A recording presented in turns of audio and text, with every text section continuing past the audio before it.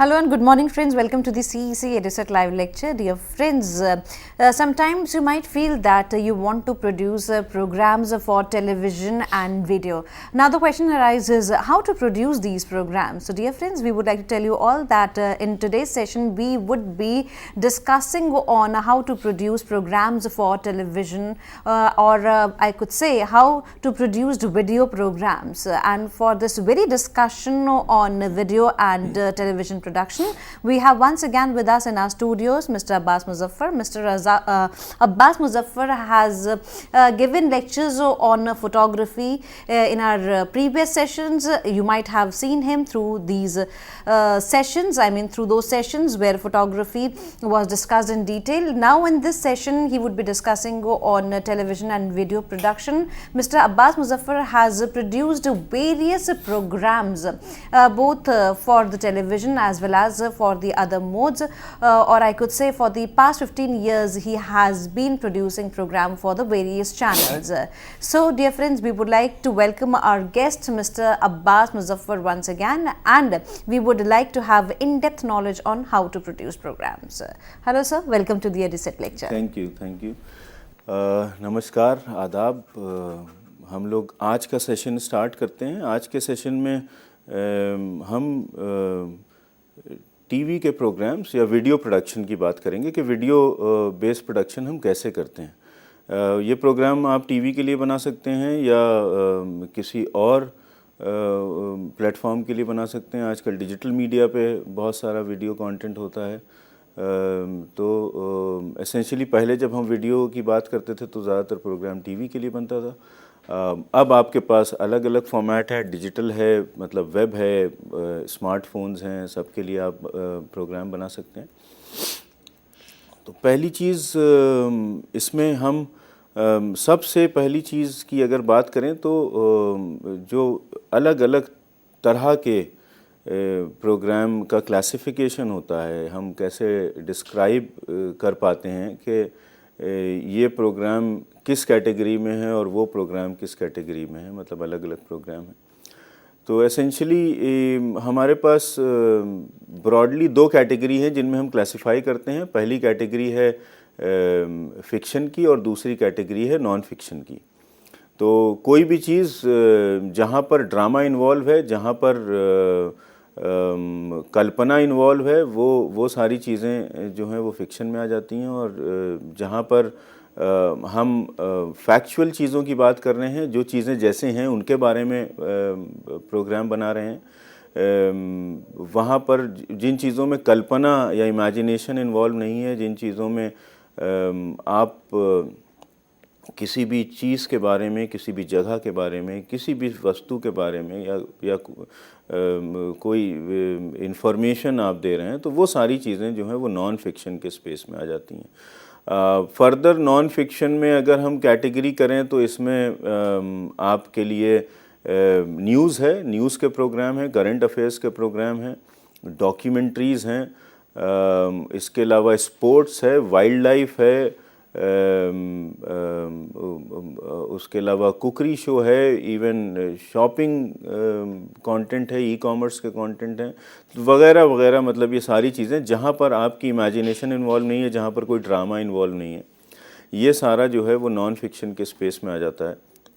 अब non fiction और fiction का कहीं पर कुछ जगहों पर आपने देखा होगा कुछ प्रोग्राम में जैसे जो हिस्टोरिकल प्रोग्राम्स होते हैं, इतिहास के बारे में या किसी और चीज़ के बारे में या किसी घटना के बारे में, तो अक्सर आपने देखा है कि जब वो घटना घटी हुई होती है तो उस समय में कैसे चीज़ें थीं या कैसे क्या बातें हो रही थीं, उन सारी चीज़ों को दोबारा से सामने रखने के लिए हम हालांकि वो प्रोग्राम नॉन फिक्शन के स्पेस में होता है, मगर उसको हम दोबारा से उन चीज़ों को बताने के लिए कुछ पात्र, कुछ कल्पना का इस्तेमाल करते हैं।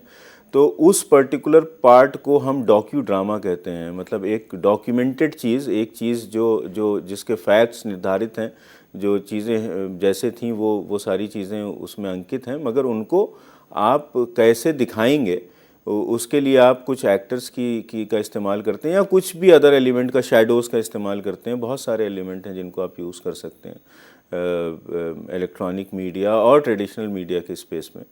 तो उस पार्ट को हम डॉक्यू ड्रामा कहते हैं। अक्सर आपने देखा होगा कुछ डॉक्यूमेंट्रीज़ में कुछ चीज़ों को हम रिकंस्ट्रक्ट करते हैं, मतलब दोबारा से सामने रखने की कोशिश करते हैं, जो कि हम जिस वक्त अगर कोई एक एक्सीडेंट था या कोई एक प्लेन की हाईजैकिंग थी, कोई बड़ी दुर्घटना थी, या वो कैसे हुई, तो उस चीज़ को उस समय पे तो वहाँ कैमरा नहीं रहे होंगे, उस समय पे तो वो चीज़ें रिकॉर्ड नहीं हो सकती हैं, तो उनको दोबारा से हम क्रिएट करते हैं काल्पनिक पात्रों को लेकर के, एक कल्पना करके कि कैसे क्या चीज़ें रही होंगी, और उस तरीके से, या जिस तरीके से वो फैक्ट्स वहाँ पर डॉक्यूमेंट हुए हैं कि जिसमें ये डिटेल दी गई होंगी कि कैसे क्या चीज़ें रही हों, तो उसको रिकंस्ट्रक्ट करते हैं। वो पार्ट आपका डॉक्यू ड्रामा का पार्ट होता है, तो जिसमें डॉक्यूमेंट्री भी होती है, मतलब डॉक्यूमेंटेड चीज़ होती है, मगर एक ड्रामा के फॉर्म में उसको हम प्रेजेंट करते हैं।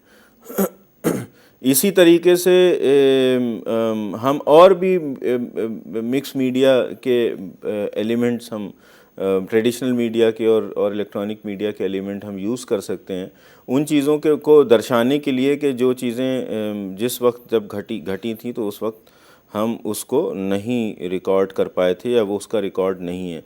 उनमें हम ग्राफिक्स का इस्तेमाल कर सकते हैं, एनिमेशन का इस्तेमाल कर सकते हैं, इलस्ट्रेशन का इस्तेमाल कर सकते हैं, ड्राइंग का इस्तेमाल कर सकते हैं, और जैसा कि मैंने कहा कि एक फिक्शनल सीक्वेंस, एक काल्पनिक सीक्वेंस जो है वो एक्टर्स के साथ करके वो उसका इस्तेमाल कर सकते हैं। तो आज हम मेनली बात करेंगे नॉन फिक्शन के प्रोग्राम कैसे टीवी के लिए या किसी और प्लेटफॉर्म के लिए मीडिया के कैसे हम बनाएंगे, क्या स्टेप इसमें हैं, और ज़रूरी नहीं है कि हम सारी चीज़ें आज कवर कर पाएंगे, मगर हम देखते हैं कि कितने एस्पेक्ट हम कवर कर सकते हैं। एक प्रोसेस जो है वो आपको समझ में आना चाहिए। आज क्योंकि हम जो है वो थ्योरेटिकल प्रोसेस की बात कर रहे हैं, इसलिए हम आपको चित्रों से नहीं चीज़ों को दिखाएंगे। आगे जब हम प्रैक्टिकल काम की तरफ जब हम बढ़ेंगे अगली स्टेजेस में, तब हम आपको चित्र भी दिखाएंगे, हम आपको चीज़ों को की इमेजेस भी दिखाएंगे, और उसके बारे में भी आपको पिक्चर से भी समझाएंगे कि कैसे प्रैक्टिकली आप चीज़ों को करेंगे जब आप उस पर्टिकुलर स्टेज पे पहुंचेंगे। क्योंकि शुरू की स्टेज जो है वो ज़्यादा लिखने और सोचने और समझने वाली स्टेज है, इसलिए इसमें ज़्यादा जो है वो आपको थ्योरेटिकल नॉलेज की आवश्यकता है। और हम इसमें एक चीज़ और ये करेंगे कि हम आपको कुछ असाइनमेंट्स भी देंगे, ताकि आप को जो कुछ कराया गया है उसको आप अगर स्टेप वाइज आप उसको प्रैक्टिस करते चलेंगे, तो जब हमारी ये पूरी श्रृंखला ख़त्म होगी टीवी और वीडियो प्रोडक्शन की, तो तब तक मैं ये आशा करता हूँ कि आप सभी लोग जो भी दर्शक इसको देख रहे हैं कि वो एक प्रोग्राम, एक वीडियो का प्रोडक्ट, एक कार्यक्रम या एक कोई फिल्म या कोई भी चीज़ जो है वो तैयार कर सकेंगे। तो ये उद्देश्य है। अगर इस तरीके से होगा तो हम हमारे समझ से इस पूरे लेक्चर का ये जो नंबर ऑफ सेशंस होंगे, इसका एक टेंजिबल टेक अवे होगा कि मतलब कि इससे आप इसको इस्तेमाल करके आपने क्या काम कर लिया। तो हम नॉन फिक्शन की बात कर रहे हैं, अभी हम नॉन फिक्शन पे ही सीमित रहेंगे, उसके बाद फिर जब आगे बढ़ेंगे तो हम फिक्शन की बात करेंगे। तो एक नॉन फिक्शन का वीडियो प्रोग्राम टीवी के लिए या किसी और प्लेटफॉर्म के लिए हम कैसे बनाएंगे। तो पहला स्टेप क्या है? सबसे पहली चीज़ जो है वो है आइडिएशन का पार्ट, मतलब जहाँ पर आपको आइडियाज़ सोचने हैं कि आप किस सब्जेक्ट पे आप काम करना चाहते हैं। तो हम आपको उसके बारे में सोचना, एक सब्जेक्ट निर्धारित करना है या कुछ सब्जेक्ट निर्धारित करने हैं कि हमको इन सब्जेक्ट पे काम करना है। आपका आइडिया क्या है, आप किस तरह का एक कार्यक्रम बनाना चाहते हैं, या एक डॉक्यूमेंट्री बनाना चाहते हैं, या एक छोटी सी स्टोरी बनाना चाहते हैं नॉन फिक्शन के स्पेस में। मतलब एक फीचर टाइप की स्टोरी बनाना चाहते हैं, या इवन आप एक ऑडियो विजुअल बनाना चाहते हैं, तो उसमें सबसे इम्पॉर्टेंट चीज़ ये है कि आप जो हैं वो कुछ आइडियाज़ को सबसे पहले सोचें कि आपको क्या क्या क्या सब्जेक्ट हैं जो आपको एक्साइट करते हैं, क्या कौन से सब्जेक्ट हैं जो आपको सबसे ज़्यादा, जिनमें आपकी सबसे ज़्यादा दिलचस्पी है, जिनके ऊपर आपने किसी लेवल पे किसी भी तरह से कुछ काम किया हो, या जिस पे आप काम करना चाहते हो। क्योंकि सबसे इम्पॉर्टेंट चीज़ ये है कि ये एक प्रोसेस है जिसमें आपको कुछ वक्त लगेगा, हो सकता है 1 महीना लगे, हो सकता है 6 महीने लगे, हो सकता है 1-2 साल भी लग जाएं, डिपेंड करता है कि कैसा सब्जेक्ट है। तो इसलिए आपका आइडिया इतना दिलचस्प आपके लिए होना चाहिए कि आप उसके साथ जो हैं वो 2 साल तक आप, या 1 साल तक, 2 साल तक, या 6 महीने तक आप दिन रात उसके साथ आप रह सकें, उसके साथ सो सकें, उसके साथ खा सकें, उसके साथ उठ बैठ सकें। क्योंकि बीच में अगर आपकी दिलचस्पी कम हुई इस सब्जेक्ट पे, तो आप ये समझ लीजिए कि आपका प्रोग्राम भी उतना दिलचस्प नहीं बनेगा। इसलिए सबसे इम्पॉर्टेंट ये है कि आप 4-5 चीज़ों के बारे में पहले सोचें कि ये 4-5 सब्जेक्ट हैं, या ये 4-5 आइडियाज़ हैं आपके जिन पे आप करना चाहते हैं काम। उसके बाद जब आप ने ये 4-5 अपने आइडिया निर्धारित कर लिए, फिर आप देखिए 2-3 दिन में आप देखिए कि कौन सा आइडिया है जो आपको ज़्यादा दिलचस्प लग रहा है, कौन सा है जिसमें आपको लगता है कि शायद मतलब ये आगे तक मेरी दिलचस्पी ना बंधी रहे। तो फिर हो सकता है कि उस 5 में से 3 कम हो जाएं, या 2 कम हो जाएं, 3 बचें आपके पास। उसके बाद फिर आप रिसोर्सेस सोचिए कि उसकी डूएबिलिटी सोचिए कि क्या ये डूएबल हैं, मतलब क्या आपके पास इतना रिसोर्स है कि आप इस पे काम कर सकते हैं। मान लीजिए मिसाल के तौर पे आप किसी ऐतिहासिक इमारत की बात कर रहे हैं, उसके ऊपर आप फिल्म बनाना चाहते हैं, या मतलब उसके ऊपर आप एक प्रोग्राम बनाना चाहते हैं, एक वीडियो प्रोडक्ट बनाना चाहते हैं, और वो बहुत दूर है। आपको लगता है कि वहाँ पर आपका आना जाना, ये सारी चीज़ें, खर्चे तो बहुत मुश्किल होगा। अगर कोई ऐसी जगह जो है वो जिसके ऊपर आप कार्यक्रम बनाना चाहते हैं, जो आपके ही क्षेत्र में, जो आपके ही इलाके में, जिससे आप भली भांति परिचित हैं, तो उस पे अगर वो आपका आइडिया होगा तो वो ज़्यादा डूएबल होगा, क्योंकि वो चीज़ जो है वो आपके पास है, आपको ज़्यादा, आपके पैसे नहीं खर्च होंगे, आपका ज़्यादा समय नहीं खर्च होगा। आप अपने लोकल ताल्लुकात से, अपने कॉन्टैक्ट से जो है वो वहाँ की चीज़ों की जानकारी हासिल कर सकते हैं। तो ये सारी चीज़ें जो हैं वो सोचना बहुत ज़रूरी है कि आपके पास क्या रिसोर्सेज अवेलेबल हैं, मतलब कि कितना समय, कितना धन, कितना परिश्रम आप इसमें दे सकते हैं। वो निर्धारित करेगा कि आपका आइडिया जो है वो कितना डूएबल है, और साथ साथ में कि वो आपके लिए इतना दिलचस्प भी रहे कि आप अगले 6 महीने तक, या जितना भी समय उसमें लगेगा, कि उसके साथ आप अपना समय पूरी उसी जिज्ञासा के साथ, उसी एक्साइटमेंट के साथ आप अपना समय उसमें दे सकें। तो अब आप उसको कैसे, आप अगला, उसके बाद आप क्या करेंगे, नेक्स्ट स्टेप आपका ये है कि आपके पास जो 2-3 आइडिया या 5 आइडिया जो थे, उनको पहले आप लिखेंगे। आप चाहे अपने लैपटॉप के ऊपर या नोटबुक के ऊपर, जहाँ पर भी, आप वो 5 चीज़ें लिखेंगे।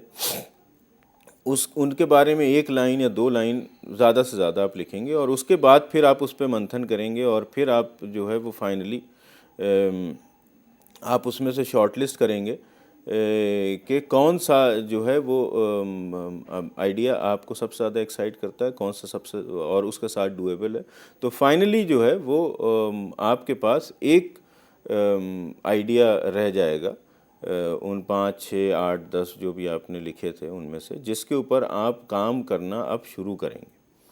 अब उस पर काम करना आप शुरू करेंगे तो हम एक उदाहरण ले लेते हैं, एक एग्ज़ाम्पल ले लेते हैं कि मान लीजिए कि आप जो हैं वो आगरा में रहते हैं, और आप फाइनली जो है वो आपका आइडिया निकल कर के आता है कि आप ताजमहल के ऊपर एक कार्यक्रम बनाना चाहते हैं, ठीक है, एक डॉक्यूमेंट्री बनाना चाहते हैं मिसाल के तौर पे।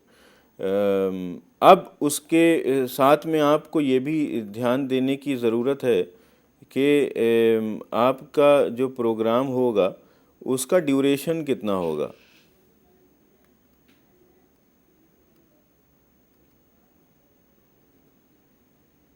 तो उसका उसका उसका ड्यूरेशन एक फ़िक्स कर लीजिए कि आप एक 10 मिनट का कार्यक्रम बनाएंगे या 5 मिनट का बनाएंगे या आधे घंटे का बनाएंगे। अब क्योंकि हमने ड्यूरेशन की बात करी है तो मैं आपको एक चीज़ यहाँ पर इम्पॉर्टेंट है जो कि आपको बताता चलूँ कि जो क्लासिफिकेशन है ड्यूरेशन का टीवी के लिए जब प्रोग्राम हम बनाते हैं तो टीवी के कुछ स्टैंडर्ड ड्यूरेशन होते हैं।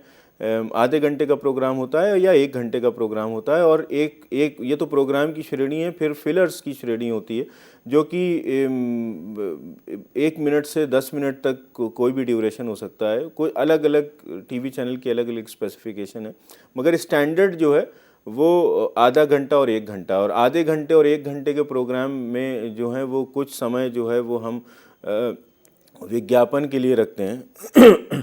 तो तकरीबन जो है वो आधे घंटे का प्रोग्राम जो होता है वो 24 मिनट या 25 मिनट के करीब रहता है, बाकी समय विज्ञापन के लिए रहते हैं। और 1 घंटे का प्रोग्राम जो रहता है वो 44 मिनट के करीब या 45 या 46 मिनट के करीब मैक्सिमम जा सकते हैं, जिसमें बाकी समय विज्ञापन का होता है। फिलर जो है वो 1 मिनट से ज़्यादा हो सकते हैं। प्रोग्राम अगर आधे घंटे का है तो उसमें ज़्यादातर ये होता है कि 2 ब्रेक होती हैं। 1 घंटे का है तो 4 या 5 ब्रेक हो जाती हैं, 6 भी हो सकती हैं। अब वो ब्रेक जो है वो सारी स्पेसिफिकेशन जब अगर आप किसी टीवी चैनल के लिए प्रोग्राम बना रहे हैं तो वो आपको खुद ही देते हैं। वो आपको डिटेल बता देते हैं कि ये हमारा फॉर्मेट है, इसमें इतनी ब्रेक होंगी और इतना जो है वो कंटेंट होगा, इतना प्रोग्राम होगा। तो उस तरीके से आप का दिशा निर्देश जो ड्यूरेशन को लेकर के है वो डिसाइड हो जाएगा। इसके अलावा फिलर्स मैंने आपको बता दिया। फिलर्स जो हैं वो 1 मिनट से 5 मिनट 10 मिनट तक के भी हो सकते हैं। छोटे जो प्रोग्राम होते हैं इनमें कोई ब्रेक नहीं होती है। 3, 4, 5 मिनट के प्रोग्राम जो होते हैं इनमें कोई ब्रेक नहीं होती है। ये पूरा जो है वो शुरू से आखिर अंत तक चलते हैं, क्योंकि ये छोटे ड्यूरेशन के इसमें अगर हम ब्रेक करेंगे तो फिर आदमी थोड़ा सा डिसकनेक्टेड हो जाता है, जो दर्शक है वो डिसकनेक्टेड हो जाता है और इसलिए दिक्कत होती है। इसके अलावा जो तीसरी श्रेणी जो प्रोग्राम की है वो प्रोमो उसको बोलते हैं, या प्रमोशनल मटेरियल, जिससे आप अपने एक कार्यक्रम को या चैनल को या जो आपके टीवी चैनल के व्यक्ति हैं उनको प्रमोट करते हैं, प्रोग्राम को प्रमोट करते हैं, या जो चैनल के एंकर्स हैं, जो टैलेंट हैं, एक्टर्स हैं, उनको प्रमोट करते हैं या चैनल को प्रमोट करते हैं। तो ये चीज़ें हैं। ये तकरीबन जो है वो आपका 10 सेकंड से लेकर के 30 सेकंड तक के प्रोमोज होते हैं। अक्सर ये होता है कि एक मिनट का प्रोमो बनाया, उसके बाद उसमें अलग अलग जो हैं उसके वर्जन अलग अलग ड्यूरेशन के उसमें से काट लेते हैं। तो आपके पास एक पूरी श्रृंखला हो जाती है प्रोमो की, एक पर्टिकुलर प्रोग्राम या एक पर्टिकुलर टाइम स्लॉट को प्रमोट करने के लिए। तो ये आपके ये प्रोमोस की बात हो गई। बाकी जो चैनल की आईडीज़ होती हैं जो कि कुछ सेकंड की होती हैं, जो अक्सर बीच बीच में प्रोग्राम के या कई बारी जो है वो सिर्फ चैनल का लोगो और उसके साथ एक एनिमेशन या पैकेजिंग होती है जो आती है, जो बार बार जो है वो चैनल को प्रमोट करने का काम करती है। चैनल के बारे में, चैनल को इस्टेब्लिश करने की, चैनल का ब्रांड इस्टेब्लिश करने के लिए होता है। तो वो चैनल आईडी उसको बोल देते हैं। तो हमारे पास जो है वो इतने चीज़ें हो गई। एक आपका प्रोग्राम हो गया 1 घंटे का, एक प्रोग्राम हो गया आधे घंटे का, उसके बाद आपके फिलर्स हो गए, उसके बाद आपके प्रोमो हो गए और फिर आपकी चैनल आईडी हो गई। तो ये इन सारी चीज़ों में जो है वो हम डिवाइड करते हैं, मतलब अलग अलग श्रेणी कार्यक्रम की टीवी के लिए। हालांकि अभी हम जब बात कर रहे हैं तो हम ये कह रहे हैं कि हम वीडियो प्रोडक्शन कर रहे हैं, जो कि टीवी के लिए भी हो सकता है या किसी और प्लेटफॉर्म के लिए भी हो सकता है, जिसमें डिजिटल मीडिया है, जो कि वेब और मोबाइल फ़ोन वगैरह पे आप उसको बना करके डाल सकते हैं। तो अब जो हमने आपसे कहा कि जब हमारा एक आइडिया जो है वो निर्धारित हो गया कि हम किस सब्जेक्ट पे काम कर रहे हैं, तो उसके बाद हमको इसमें आगे क्या करना है, हमारा नेक्स्ट स्टेप क्या होगा। हमारा नेक्स्ट स्टेप ये होगा कि हमको अब, क्योंकि एक आइडिया हमारे पास है कि हम ताजमहल के ऊपर, हम आगरा में रहते हैं, हम ताजमहल के ऊपर कार्यक्रम बनाने जा रहे हैं। अब ये हमारे लिए सबसे इसमें अच्छी बात ये है कि ये बड़ा डूएबल है, ये इसमें हमें ज़्यादा प्रॉब्लम नहीं होगी क्योंकि हमको लोकल सपोर्ट मिलेगा। उसके अलावा जो जगह है वो हमारे शहर के अंदर है, हम उसके बारे में जानते हैं, हम कई बार आए गए हैं, तो हमको उसके अगल बगल हमको सारी चीज़ें जो हैं वो, क्योंकि वहाँ के निवासी हैं, इसलिए हमको एक बड़ी एडवांटेज वहाँ पर है। वहाँ पर हमको लोकल सपोर्ट मिल जाएगा और हमको ज़्यादा ट्रैवल नहीं करना पड़ेगा, हमारे शहर के अंदर है, तो हम जितनी विस्तार से चाहेंगे और जितना समय देना चाहेंगे उस पर हम दे सकते हैं। और एक सबसे बड़ा सबसे बड़ी ऐतिहासिक इमारत है भारत में, जिसको पूरी दुनिया से लोग देखने आते हैं, तो उस हिसाब से भी अगर हम एक अच्छा कार्यक्रम बनाते हैं ताजमहल पे, तो उसको हम अच्छी जगह पर बेच सकते हैं और उससे हमको बड़ा फ़ायदा हो सकता है। तो इस हिसाब से जो है वो हमने एक उदाहरण के तौर पे एक जगह सेलेक्ट कर ली, एक विषय सेलेक्ट कर लिया कि इस सब्जेक्ट पे हम कार्यक्रम बनाएंगे।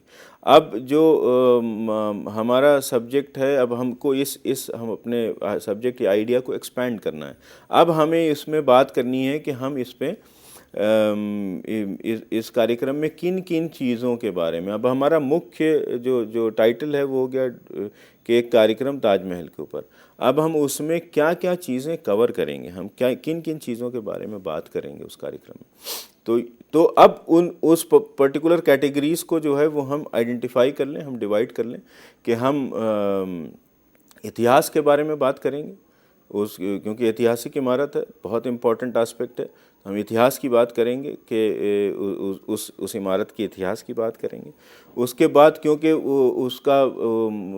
उसका मुख्य आकर्षण है उसकी कारीगरी, उसकी बनावट, तो उसके आर्किटेक्चर की बात करेंगे।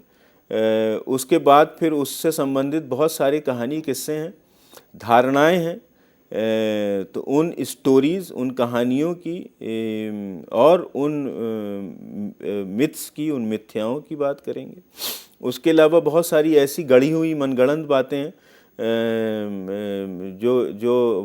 जिसके बारे में लोग बात करते हैं और बड़ी मज़ेदार बातें हैं जो कि सही नहीं है, तो उनकी बारे में भी बात करेंगे। हाँ, क्योंकि वो एक एंटरटेनमेंट का विषय है, उससे हम जो है वो लोगों का मनोरंजन कर सकते हैं। उसके बाद जो है वो ताजमहल में के साल भर में मुख्यतः क्या क्या वहाँ पर कार्यक्रम होते हैं, क्या क्या आकर्षण है वहाँ पर साल में जो है एक ताज महोत्सव होता है और भी जो है वो एक उर्स होता है नीचे, जहाँ पर इनकी राजा और रानी की कब्र हैं, उस जगह पर 2-3 प्रोग्राम होते हैं साल भर में, तो जो सरकार प्रायोजित करती, जो सरकार करवाती, राज्य सरकार या केंद्र सरकार करवाती, तो उन कार्यक्रमों के बारे में बात करेंगे उनका। तो ये सारी चीज़ें हो गई। तो इस तरीके से जो है वो हमने जो श्रेणी निर्धारित कर ली कि हम ताजमहल के ऊपर कार्यक्रम बना रहे हैं जिनमें हम इन चीज़ों के बारे में हम बात करेंगे, इन चीज़ों को हम दिखाएंगे। ये सारी चीज़ें जो हैं वो हमारी स्टोरी के विभिन्न क्षेत्र होंगे। अब इसको जो है आप इसको आप लिख लेंगे अपने ड्राफ्ट में, जब आप एक उसका स्ट्रक्चर क्रिएट कर रहे हैं। उसके बाद जो है वो विभिन्न चीज़ें जिनके बारे में आप बात करेंगे, आपको अब ये निर्धारित करना है कि इसको आप कैसे दिखाएंगे, तो इसका ट्रीटमेंट क्या होगा। तो क्या आप जो है वो इसको सिर्फ जो है वो इसका वीडियो आप ले लेंगे और उसके पीछे जो है वो एक वॉइस ओवर या कमेंट्री जिसको कहते हैं, वो सूत्रधार जो है वो अपनी बात रखेगा, सिर्फ ये रहेगा, या इसके अलावा कुछ और भी रहेगा। तो बहुत सारी चीज़ें हैं। तो अब हम जो है उन चीज़ों को भी लिखना शुरू करेंगे कि हम कैसे जो है वो विभिन्न चीज़ों को, जैसे उसका इतिहास है, उसकी कहानी है, उसकी मिथ्या है, उसकी धारणाएं हैं, मनगढ़ंत बातें हैं, आर्किटेक्चर है वगैरह वगैरह।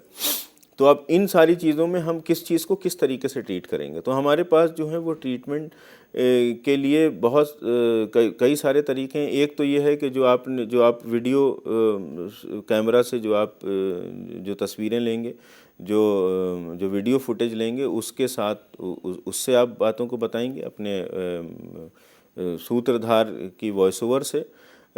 उसके अलावा आप स्टिल इमेजेस यूज़ कर सकते हैं, कुछ स्पेसिफिक चीज़ों की, कुछ पॉइंट की जिनके बारे में आप डिटेल में बात करना चाहते हैं। उसके अलावा कुछ चीज़ें जो आर्काइवल इम्पोर्टेंस की हैं, जो घटित हो चुकी हैं 200 साल पहले, 300 साल पहले, जो आप नहीं दिखा सकते हैं, तो अब उनके लिए आप क्या चीज़ें यूज़ कर सकते हैं। आप उनके लिए ड्राइंग बना सकते हैं, इलस्ट्रेशन बना सकते हैं, कुछ स्केचेस बना सकते हैं। उसके अलावा आप बाकी जो है वो कुछ इंटरेस्टिंग आप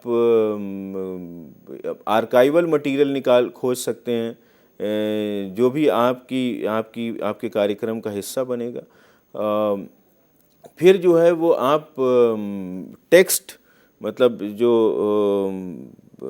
आप जो है वो चीज़ें लिख करके उस अपनी स्क्रीन के ऊपर डाल सकते हैं। कुछ इन्फॉर्मेशन जो कि आप अपने ऑडियो और विजुअल, मतलब अपने वॉइस ओवर और अपनी तस्वीरों से नहीं दिखा पा रहे हैं, उनको आप लिख करके भी आप प्रेजेंट कर सकते हैं। कहाँ पर लिखना है, कैसे लिखना है, या किस चीज़ के ऊपर ज़्यादा जो है वो तवज्जो देनी है, तो आपने उसको लिख दिया उसके ऊपर, तो वो टेक्स्ट हो गए आपके। उसके अलावा ग्राफिक्स और एनिमेशन से आप बहुत सारी चीज़ें जो हैं रिकंस्ट्रक्ट कर सकते हैं, जो पहले घटित हो चुकी हैं, और मगर यह है कि वो आप दर्शा नहीं सकते, आप दिखा नहीं सकते हैं।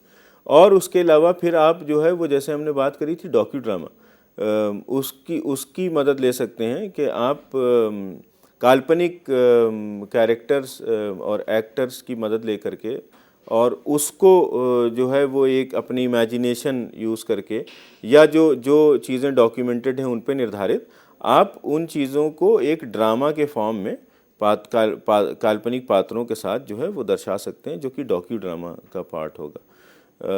तो ये सारी चीज़ें जो हैं वो आप इस्तेमाल कर सकते हैं। एक उसका ट्रीटमेंट नोट लिखने के लिए, मतलब आपने जब आइडिया फाइनलाइज़ किया था, उसके बाद फिर आपने ये चीज़ें लिखी कि आप किन किन चीज़ों के बारे में बात करेंगे, और उसके बाद उनके बारे में कैसे बात करेंगे। तो ये सारे जो आपके ट्रीटमेंट के अप्रोच हैं, उनको आप लिखेंगे उस कागज़ के ऊपर या अपने लैपटॉप या कंप्यूटर के ऊपर। अब इसके साथ मैं आपको एक असाइनमेंट देना चाहता हूँ इस सेशन में, कि आप जो है, जो भी दर्शक ये देख रहे हैं या बाद में देखेंगे, कि वो एक आइडिया इस तरीके से कुछ सब्जेक्ट पे आइडिएट करें, आइडिया लिखें, और एक इस तरीके का एक कॉन्सेप्ट नोट, और उसके साथ जो है वो कि उन सारी चीज़ों को कैसे ट्रीट करेंगे। एक फाइनल जो है वो आप 4-5 चीज़ों के ऊपर आप लिखें। उसके बाद फिर उसमें से आप फाइनल सेलेक्ट करें कि किस चीज़ के ऊपर आप काम करेंगे। धन्यवाद।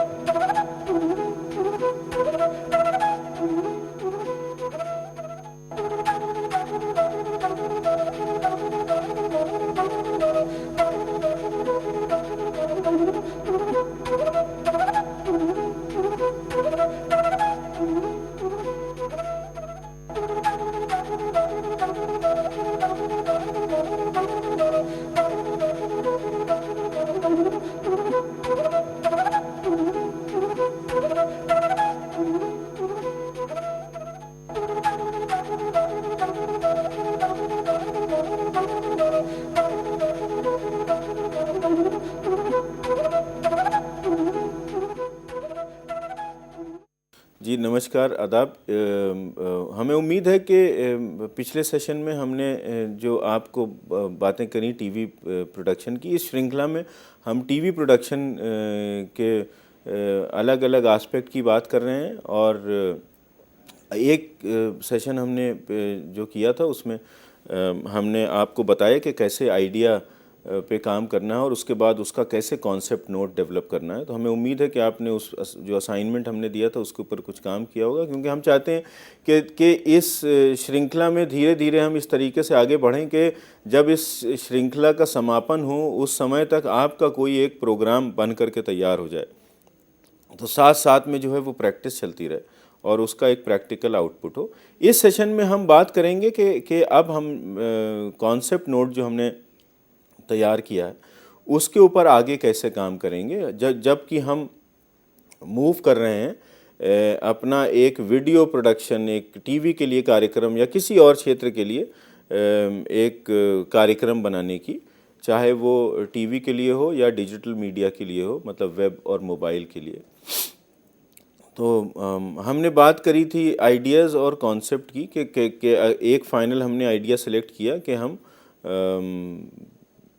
एक ऐतिहासिक इमारत पे काम कर रहे हैं जो कि हमारे अपने शहर में, जैसे कि ताजमहल है और हम आगरा के निवासी हैं, तो हम इसके ऊपर काम कर रहे हैं। और इसके ऊपर अब हमने, हमारे पास जब आइडिया और एक कॉन्सेप्ट तैयार हो गया तो हम इसके ऊपर अगला हमारा स्टेप क्या होगा।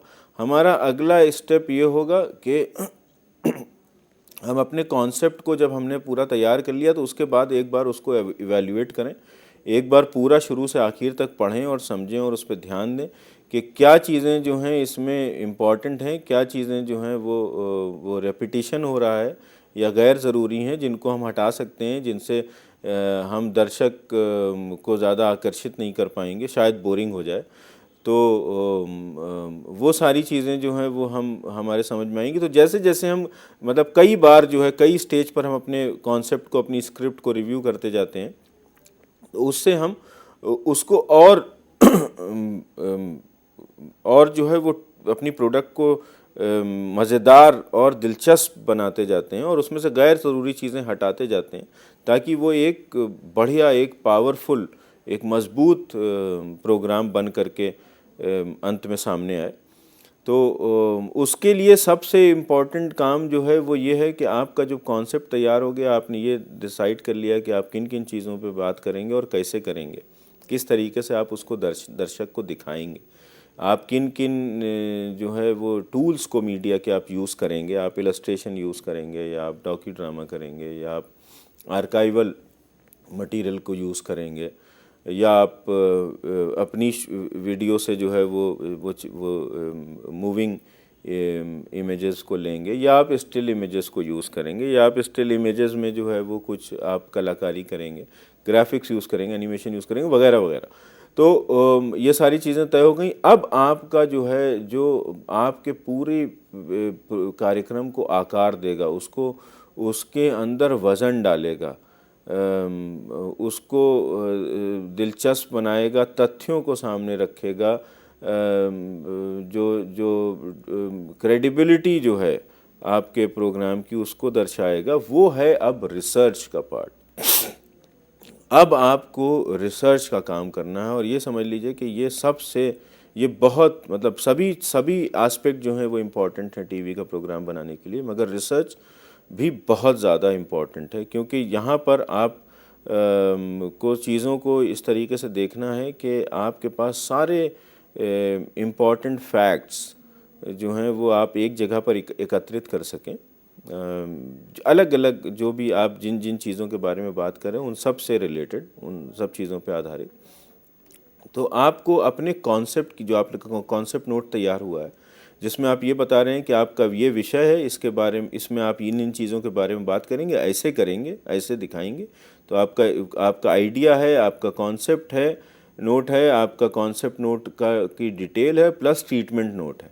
ये सारी चीज़ें अब तक आपके पास तैयार हो चुकी हैं। अब आप इन चीज़ों के ऊपर आप रिसर्च करना शुरू करेंगे कि आपने जो जिन जो दिशा निर्देश तय किए हैं इन चीज़ों के बारे में इन एस्पेक्ट के बारे में हम बात करेंगे ताजमहल के या किसी भी ऐतिहासिक इमारत की या किसी और सब्जेक्ट पे, तो हम उदाहरण के तौर पे एक चीज़ ले रहे हैं ताकि जो है वो आसानी हो आप लोगों को समझाने के लिए। तो अब उन चीज़ों पे आपको का रिसर्च करना शुरू होगा। अब ये रिसर्च कैसे करने हैं, हमारे रिसर्च के कोऑर्डिनेट्स क्या होंगे और रिसर्च का में जो हमको जो जानकारी जो निकल कर के आएंगी उनको हम कैसे एकत्रित करेंगे, कैसे हम उनको एक जगह पर रिकॉर्ड करेंगे और रखेंगे ताकि हम उसको बेहतर ढंग से इस्तेमाल कर पाएँ अपने प्रोग्राम में जब हम उन चीज़ों के बारे में बात कर रहे हैं। देखिए, सबसे कैसे रिसर्च करेंगे, तो अब आजकल तो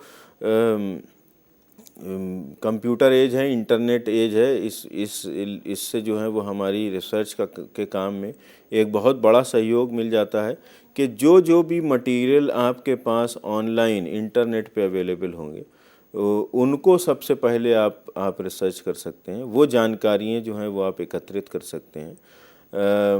तो आप जब आप अपने विषय के बारे में टाइप करेंगे तो बहुत सारी चीज़ें, बहुत सारी जानकारी सामने आ जाएगी, अलग अलग स्रोत होंगे इन जानकारी के। तो वो सब चीज़ें जो हैं वो आप अब एक डॉक्यूमेंट में आप उसको जो जानकारी आपको जिन जिन स्रोत से मिल रही हैं उन स्रोत के साथ आप उसको वहाँ पर रिकॉर्ड करना, आप उसको वहाँ पर कॉपी पेस्ट करें या जैसे भी आप उसको इकट्ठा करना चाहते हैं आप उसको एक फ़ोल्डर में एक जगह पर करें ताकि, और उसको या अगर आपके पास एक फ़ाइल है तो उसमें फिर आप टॉपिक वाइज करते जाएं कि हिस्ट्री के बारे में, फिर आर्किटेक्चर के बारे में जो भी इंफॉर्मेशन आप निकाल रहे हैं, या राजा रानी के बारे में जो उसके विभिन्न एस्पेक्ट हैं उनके बारे में, या जो मिथ्याएं हैं, जो मिथ्स हैं उनके बारे में। तो वो सारी इन्फॉर्मेशन या तो आप अलग अलग फाइल्स को उस तरीके से टाइटल करें, या आप एक ही फाइल में अगर करते हैं तो एक फ़ाइल में ही आप उसको जो है वो सब टाइटल आप चीज़ों को डिटेल से कॉपी पेस्ट करें या लिखते जाएं, ताकि जब आपको फाइनली उस रिसर्च मटेरियल की आपको जब आवश्यकता होगी, जब आप अपनी स्क्रिप्ट लिख रहे होंगे, जब अपने कार्यक्रम का जो है वो स्ट्रक्चर बना रहे होंगे, तब आपको बहुत ज़्यादा परेशान ना होना पड़े कि एक मान लीजिए कि इतिहास से संबंधित आपका एक आर्टिकल कहीं है, दूसरा कहीं है, तीसरा किसी और जगह आपने सेव किया है।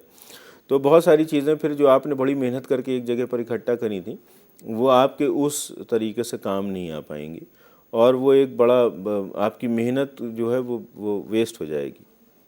इसलिए उसको सही तरीके से, ऑर्गेनाइज तरीके से आप उसको इकट्ठा करें। अब ऑनलाइन ये हम ऑनलाइन रिसर्च की बात कर रहे हैं जो आप अपनी इंटरनेट की मदद से आप कर सकते हैं, जिसको आप सर्च इंजन्स पे यूज़ करके विषय को जो चीज़ें जो आपको जानकारी चाहिए वो आप उसमें टाइप करके, और उसके बाद तो आपको बहुत सारे मटेरियल मिल जाएंगे ऑनलाइन पे। आपको क्या क्या मिलेगा, आपको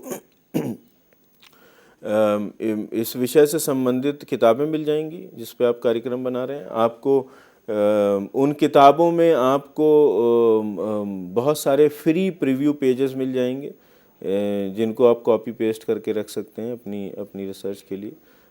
उसके अलावा आपको ये डिटेल पता चल जाएंगी कि कौन सी किताब जो है वो आपको पढ़नी चाहिए या उसको बाज़ार से आपको ख़रीदना चाहिए या लाइब्रेरी से जा कर के आप उसको बोरो करना चाहिए। तो ये जानकारी यहीं पर तय हो जाएगी।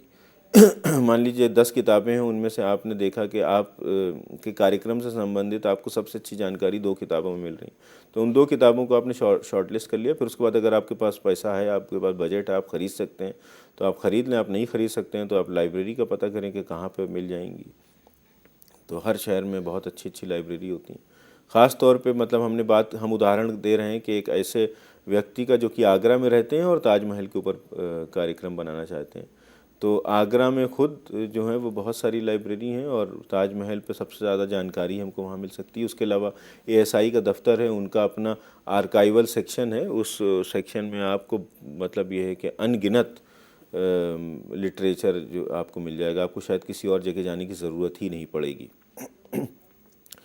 तो आप उसके अलावा आपको इंटरनेट पे और क्या जानकारी मिल सकती है? इंटरनेट पे आपको ये जानकारी मिल सकती है कि आपके ऑनलाइन रिसर्च में कि ताजमहल से संबंधित जो भी आर्टिकल लिखे गए होंगे अखबारों में या और कहीं पर, वो सारे आपको मिल जाएंगे, तो वो आप पढ़ सकते हैं।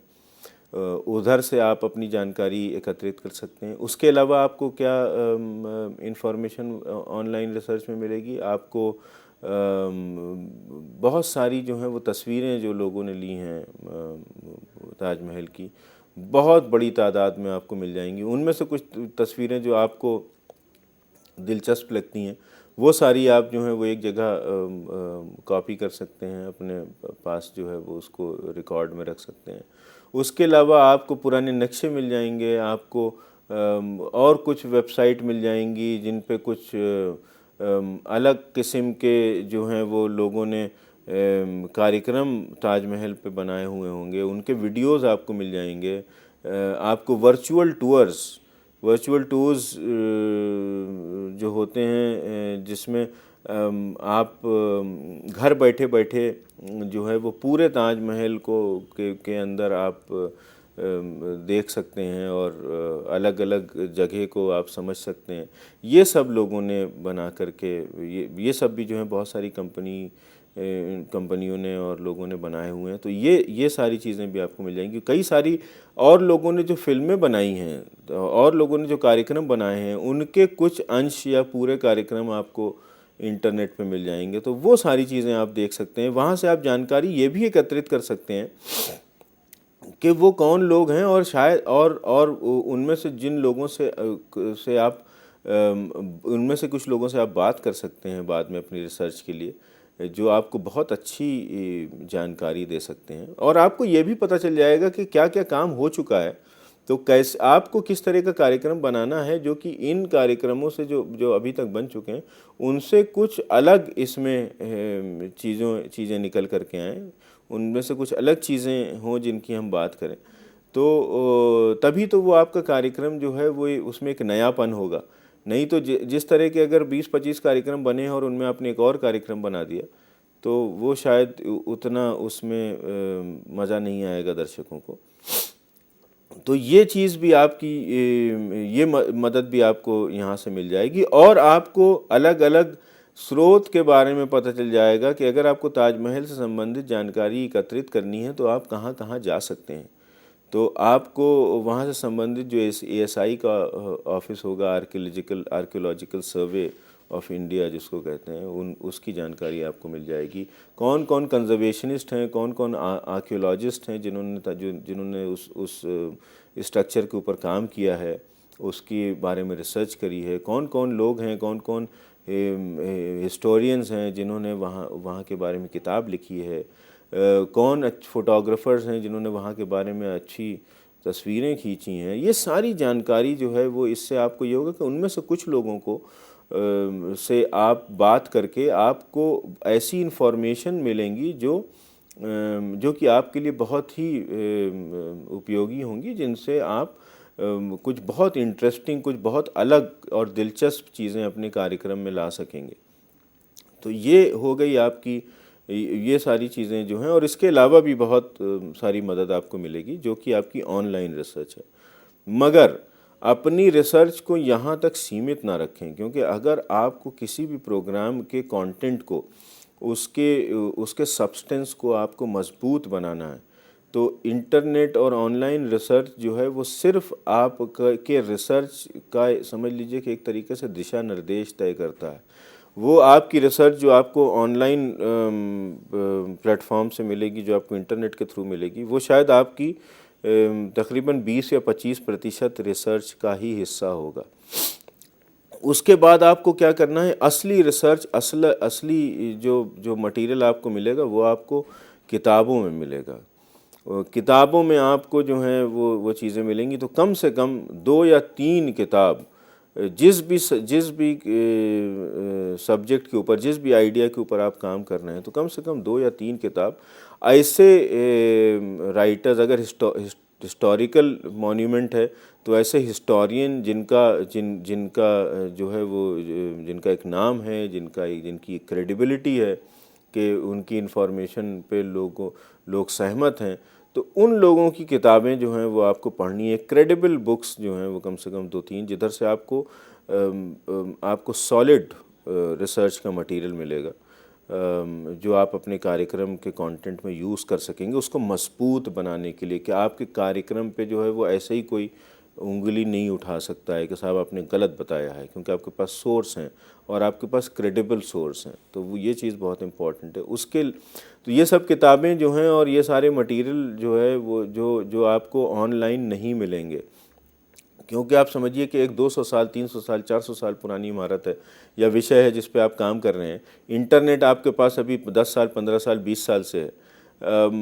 तो उससे पहले की जो जानकारी है, उससे पहले के जो काम किए हैं लोगों ने, उससे पहले जो किताबें लिखी हैं, उससे पहले जो आर्टिकल्स लिखे हैं, ये सारी चीज़ें आपको इंटरनेट पे इसमें जो है वो अधिकतर आपको नहीं मिलेगा। अधिकतर आपको कहाँ मिलेगा? आपको लाइब्रेरी में मिलेगा, आपको आर्काइव्स में मिलेगा।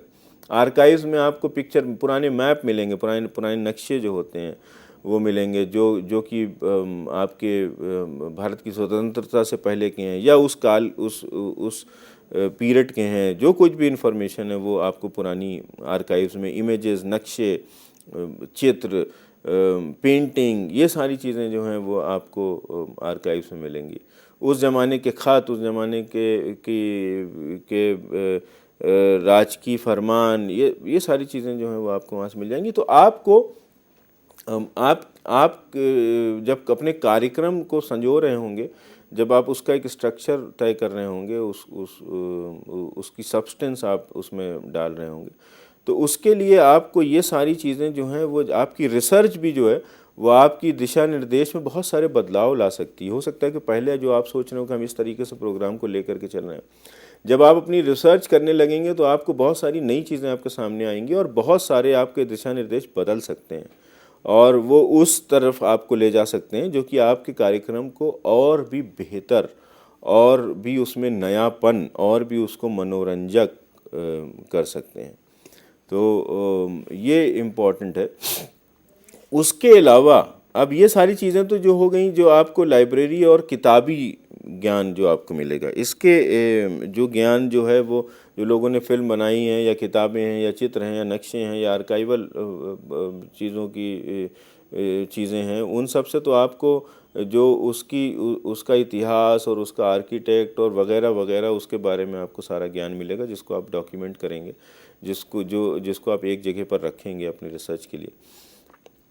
इसके अलावा आपको वो चीज़ें जो आपके कार्यक्रम को में मनोरंजन पैदा करेंगी, जो आपके कार्यक्रम में ह्यूमर पैदा करेंगी, ये आप समझ लीजिए कि किसी भी कार्यक्रम में, कोई भी कार्यक्रम अगर जो है वो एंगेजिंग और उसमें थोड़ा ह्यूमर नहीं होगा, एंटरटेनमेंट नहीं होगा, तो वो उससे आदमी थोड़ा बोर हो सकता है, जो दर्शक है वो बोर हो सकता है।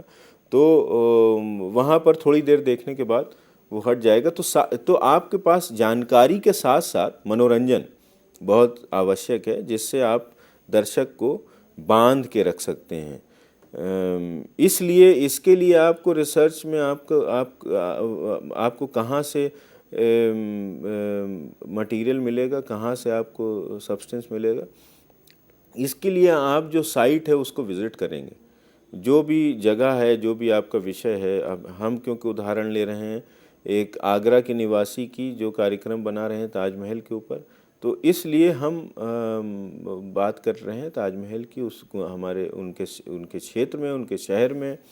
तो वो जा कर के वहाँ पर उस जगह को पे जाएंगे, और अभी तक आप उस जगह को एक पर्यटक के तौर पे देखते आ रहे थे। अब आप एक स्टोरी टेलर, एक कहानीकार के तौर पे आप देखना शुरू करेंगे, तो आपका नज़रिया पूरा बदल जाएगा।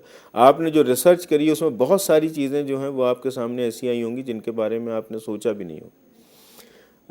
तो अब आप जाएंगे उन चीज़ों को, एक तो आप चेक करेंगे, टेस्ट करेंगे, आप देखेंगे कि जो बातें आपके सामने निकल कर के आई हैं रिसर्च में, उनमें कहाँ तक सच्चाई हो सकती है या नहीं हो सकती है, या क्या सही है क्या गलत है।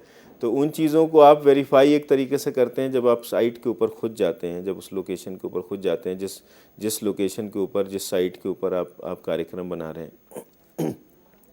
उसके अलावा आप वहाँ पर जो आपको विभिन्न लोग मिलेंगे, चाहे वो वहाँ के स्टाफ हों, वहाँ के कंजर्वेशन आर्किटेक्ट हों, या वहाँ पे टिकट बेचने वाले हों, या वहाँ पे सिक्योरिटी वाले हों, या वहाँ की देखभाल करने वाला जो स्टाफ है वो हो, या वहाँ पर किसी ने चाय की दुकान रख रखी है, किसी ने किसी और चीज़ की दुकान रख रखी है, या वहाँ पर कुछ रिक्शे वाले हैं, कुछ टांगे वाले हैं, मतलब वगैरह वगैरह। तो जो लोग वहाँ पर मौजूद हैं अलग अलग, उनमें से आपको देखना है कि कुछ उनमें से ज़्यादा लोगों से आप बात करेंगे तो आपको जो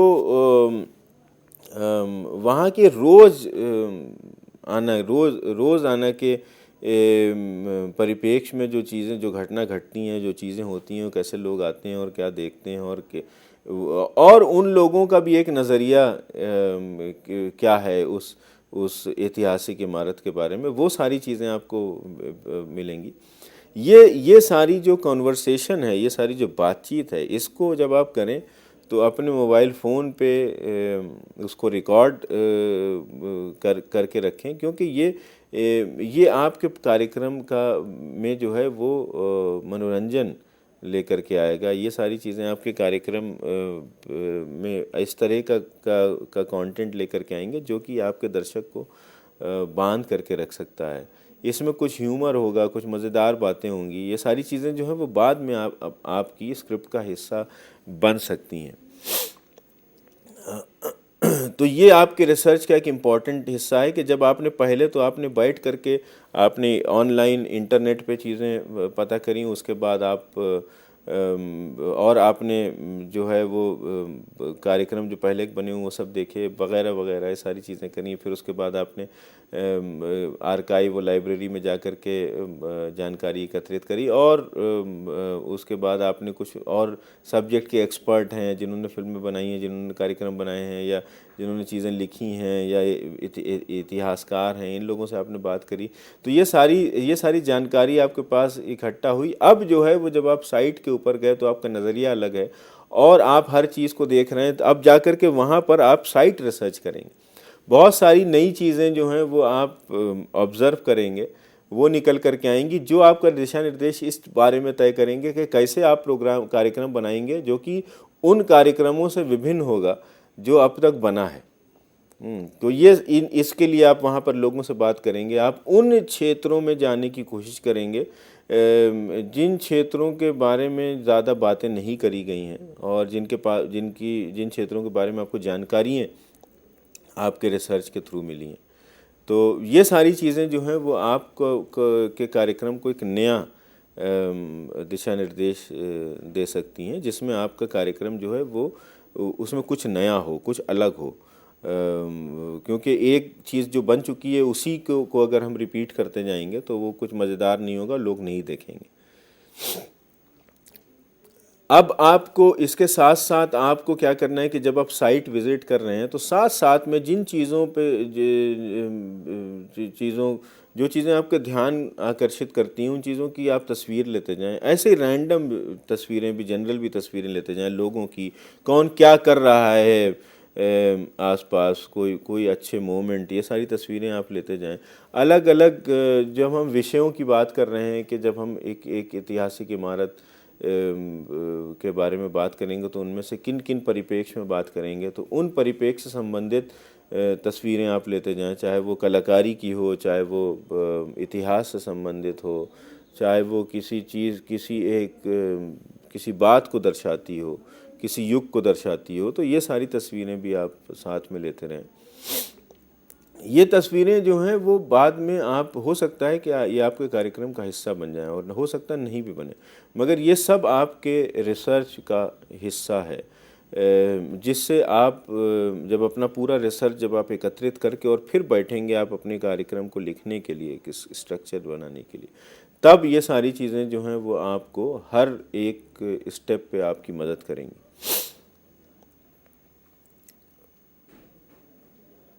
अब आपको जैसे मैंने बताया है कि आपका जो पूरा कंटेंट होगा, जो पूरा प्रोग्राम होगा, इसमें आपको एक चीज़ का ध्यान रख करके चलना है कि आपका कि दर्शक का मनोरंजन और दर्शक को बांधे रखना, ये बहुत इम्पॉर्टेंट है। तो इन चीज़ों से संबंधित आप क्या क्या चीज़ें अपनी रिसर्च में से निकाल करके अपने प्रोग्राम की स्क्रिप्ट में डाल सकते हैं जिससे ये चीज़ें चली रहें। ह्यूमर बहुत इम्पॉर्टेंट है, एंटरटेनमेंट बहुत इम्पॉर्टेंट है, इन्फॉर्मेशन तो खैर है ही है आपके पास। तो अब आपकी इन्फॉर्मेशन एंगेज करेगी, ऑडियंस को बांधे रखेगी और साथ में क्योंकि बहुत ज़्यादा सीरियस भी चीज़ें रहेंगी तो भी आदमी बोर हो जाएगा। तो थोड़ा अगर चीज़ें सीरियस हो रही हैं बहुत देर तक तो उसके बाद आपको थोड़ा सा उसमें वहाँ पर मनोरंजन लाना है, कुछ ह्यूमर का पॉइंट लाना है जिससे दर्शक को ब्रीदर मिले। समझ रहे हैं आप, एक समझ लीजिए कि एक छोटा सा क्षण मिले जो उसके लिए एक तरीके का विश्राम हो वो, और उस क्षण में जो है वो चीज़ों को अब्जॉर्ब करे, थोड़ा सा लाइट फील करे, उसके बाद फिर आगे की कहानी आप उसको बताएंगे।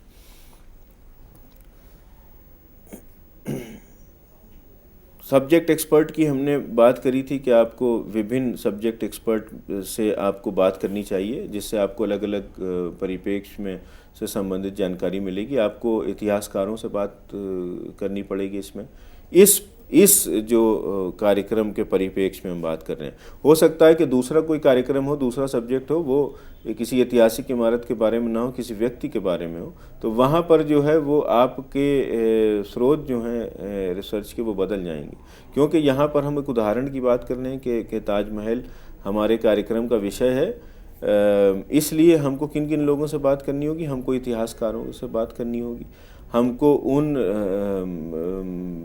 पत्रकार या राइटर्स की बात करनी होगी जिन्होंने उस पर कॉलम लिखे हैं, उस पर आर्टिकल लिखे हैं, जो आपके रिसर्च में आप जब निकालेंगे आप अपनी लाइब्रेरी से या इंटरनेट से जो आपको मिलेंगे। उसके बाद आप उन फिल्मकारों से बात करें जिन्होंने, या उन प्रोड्यूसर से बात करें जिन्होंने उस पर वीडियो प्रोड्यूस किए हैं या टीवी के प्रोग्राम प्रोड्यूस किए हैं, बनाए हैं, तो उनसे आपको मतलब डायरेक्ट किए हों या प्रोड्यूस किए हों, तो उनसे आपको बहुत सारी जानकारी ऐसी मिलेगी कि क्या चीज़ें वो ऐसी थीं जो कि वो करना चाहते थे नहीं कर पाए, शायद वो आप उस सिलसिले को आगे बढ़ाएं। तो आपका प्रोग्राम भी अलग होगा और आपको एक सहयोग भी मिलेगा कि आपको किन चीज़ों पे ज़्यादा ध्यान देना है, ज़्यादा तवज्जो देनी है। उसके बाद आर्कियोलॉजिस्ट से आपको बात करनी चाहिए, बहुत इम्पॉर्टेंट है, जो आपको उस पूरे स्ट्रक्चर के बारे में बताएगा कि कैसे बना है, क्या क्या चीज़ों का इस्तेमाल हुआ है, वगैरह वगैरह। तो बहुत इम्पॉर्टेंट है एक आर्कियोलॉजिस्ट से बात करना। और जैसे कि मैंने बताया कि विभिन्न लोग जिन्होंने उस सब्जेक्ट पे काम किया है, तो ये इससे क्या होगा कि ये आपके कंटेंट को, आपका जो कार्यक्रम का जो कंटेंट होगा, जो सब्सटेंस होगा, इसको मजबूत करेगा, इसको मजबूती के साथ साथ इसको एक ताकत देगा और एक क्रेडिबिलिटी देगा कि आप पूरे कॉन्फिडेंस के साथ आप इस सब्जेक्ट पे काम कर सकते हैं कि कोई आपको इसमें ये नहीं कह सकता है कि साहब आपने अपना होमवर्क नहीं किया, आपने अपने रिसर्च का काम पूरी तरीके से नहीं किया है। अब यहाँ पर इस सेशन में मैं आपको एक असाइनमेंट देना चाहता हूँ कि आपने इससे पहले का जो सेशन हुआ था उसमें हमने आइडिया और कॉन्सेप्ट नोट की बात करी थी। यहाँ पर हम बात करेंगे कि जब आपने अपना आइडिया और कॉन्सेप्ट नोट कर लिया था, इसके बाद आपने अपने सब्जेक्ट का के बारे में आप इस तरीके से इन कोऑर्डिनेट्स पे, इन दिशा निर्देशों के अनुसार आप रिसर्च करें अपनी, और हर एक एस्पेक्ट पे रिसर्च करें और अपनी एक क्वेश्चनेयर क्रिएट करें कि आप जब लोगों से, जो संबंधित लोग हैं आपके कार्यक्रम के विषय से, उनसे जब आप बात करने जाएंगे तो उनसे आप क्या क्या सवाल पूछेंगे, तो वो क्वेश्चनेयर आप बनाएं और आपने जो भी रिसर्च उसमें से उस विषय की इकट्ठा करी है, उनको सबको एक जगह पर आप ऑर्गेनाइज करके रखें और उसको फिर इवैल्यूएट करें कि आपकी रिसर्च में क्या चीज़ हो गई है, क्या चीज़ मिसिंग। तो इस सेशन में अभी इतना ही, और हम आशा करते हैं कि आप इस असाइनमेंट पे काम करेंगे, क्योंकि हम जो है वो इस श्रृंखला में आगे बढ़ रहे हैं उस तरफ कि हम इस श्रृंखला के अंत तक एक कार्यक्रम आपसे बनवा सकें। धन्यवाद। With this note, thank you, sir. Thank you so very much for giving us a prolific session once again. And dear friends, we would be meeting again very soon. Till then, take care. Goodbye.